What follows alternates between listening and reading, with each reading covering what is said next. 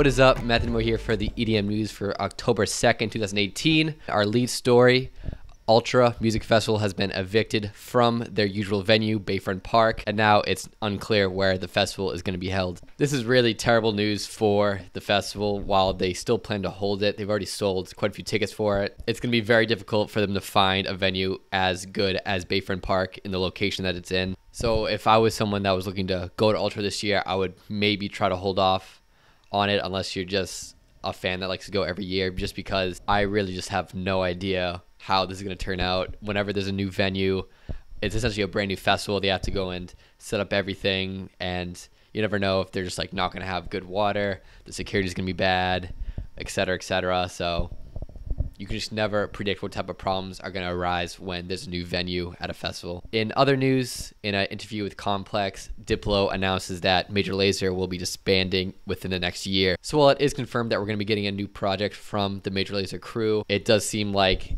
Diplo in particular is just too busy to keep up with the project, along with his other side projects, LSD and Silk City. So some people may be wondering why Diplo kind of has the say in whether the group stays together or not. It's because I think he's been in the group the whole time and has sort of been, I guess, the front man, at least for the general main audience, even though Walshy, Fire, and Julian are super talented and contribute just as much to the project. So as long as Silk City and LSD continue to make great music, I'm not going to necessarily be missing Major Lazer too much, even though Roll the Bass is one of the best bangers ever. Deadmau5 news, Mousetrap news.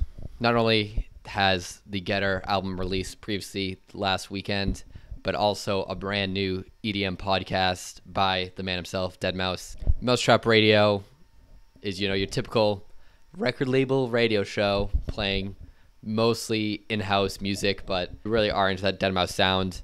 It's really just a great continuous mix of Deadmau5 sounding vibey music. Plus, you'll never know what sort of exclusives and previews you're going to get of new music on the platform. And I don't have a transition to the next topic, but Marshmello donated $500,000 to Kids in Need of Defense charity. He did not reveal that he donated this money himself, but the charity kind said in a tweet that he did do $500,000 of donations. Good for him for supporting a good cause. And I think it's one thing that DJs and producers don't do enough of is putting on different charity shows and charity events, at least on the high level, like people such as Marshmello. It's really great to see when they do charitable stuff. As far as new music, teasers, little hype nuggets of the week, Steve Angello has a snippet on his Instagram of what could be a Steve Angello song or what could be a Swedish House Mafia song. Sounds a lot like a cut from his last album, Human, except really, really rough and not that great sounding. To be 100% honest, it sort of sounds like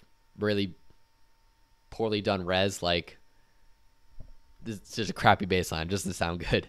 I hope we don't have to wait till Ultra fucking in the middle of nowhere for us to see new Swedish House Mafia, but that just might be the case. But something I'm a little bit more excited for personally than Swedish House Mafia music is brand new Joyride. On his Instagram, Joyride posted a picture of the Ultra logo with a cool little texture, a nice little font, saying he's going to be doing something that he's never done before. I think Joyride has to be putting out at least an EP, maybe a full like project, just because it's been nearly a year since he released his last song. But just like the Steve Angello tease, it's just hype at this point.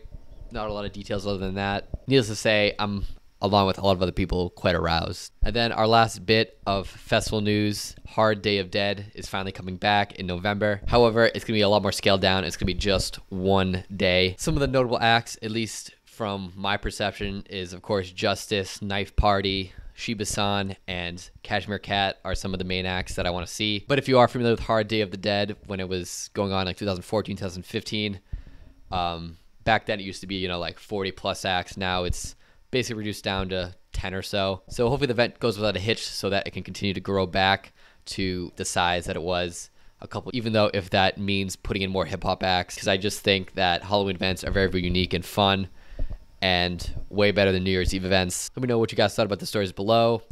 What do you think is going to happen to Ultra, guys? Anyone have any insider details? Please let me know. Other than that, I'll see you guys next time.